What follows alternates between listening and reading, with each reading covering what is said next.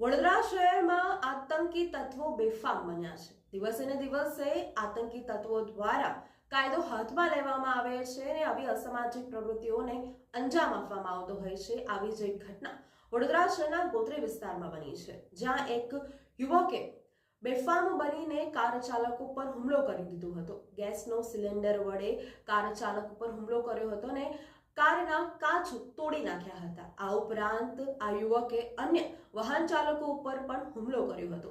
ઘટનાની જાણ થતાની સાથે જ ગોત્રી પોલીસ મથકના કર્મચારીઓ ઘટનાસ્થળ પર દોડી આવ્યા હતા। આ સમગ્ર ઘટનાને જોઈને વાહન ચાલકો પણ અચંબિત થઈ ગયા હતા। વડોદરાના ગોત્રી રોડ વિસ્તારમાં આજે સવારે હાથમાં સિલિન્ડર લઈને નીકળેલા યુવકે કાર તેમજ અન્ય વાહનોમાં તોડફોડ શરૂ કરતા રોષે ભરાયેલા લોકોએ તેને મેથી પાક ચખાડ્યો હતો।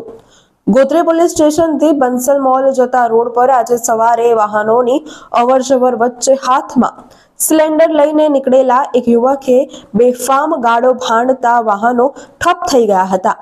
નશામાં ચોર જણાતા માથાભારે શખ્સે એક કાર ચાલક પાસે મોબાઈલ માંગ્યો હતો।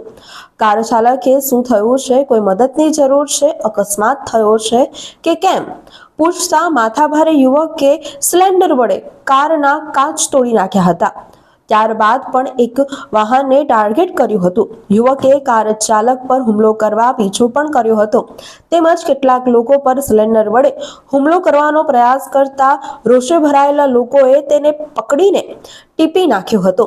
બનાવની જાણ ગોત્રી પોલીસને થતા ઈજાગ્રસ્ત યુવકને સારવાર માટે લઈ જવામાં આવ્યો હતો।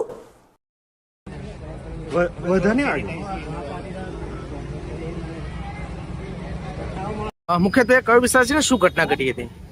સ્થળ બોલું બંસલ મોલથી ગોત્રી પોલીસ સ્ટેશનના રસ્તા પર મારી આગળ બે ગાડીઓ ઊભી હતી રોડ પર, એટલે હું લાઈનમાં ઊભો રહ્યો ટ્રાફિકના લીધે। એક ભાઈ આવ્યા ને હાથમાં સિલિન્ડર હતું, મને કે ફોન આપો। મેં કીધું શું થયું, ગાડી ઠોકાઈ છે?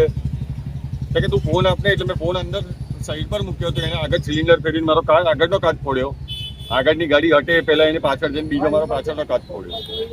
એટલે ગાડીને સાઈડ પર લગાવી, ત્યાં સુધી લોકો એને રોકીને માર્યો અને બીજા 2-3 જણાનું માથું ફોડ્યું છે એને। શું લાગે છે આપને, નશાની હાલતમાં હોય તેવું લાગી રહ્યું છે? મને તો એવું જ લાગે છે કે નશાની હાલતમાં છે, ડ્રગ એડિક્ટ છે કે ખબર નહીં શું છે।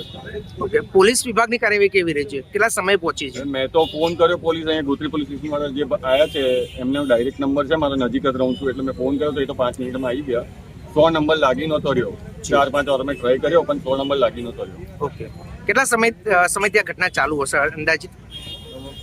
આઈ થિંક મેક્સિમમ અડધો કલાક થયો છે હજુ સુધી। શું નામ છે આપનું? ચિરાગ પટેલ।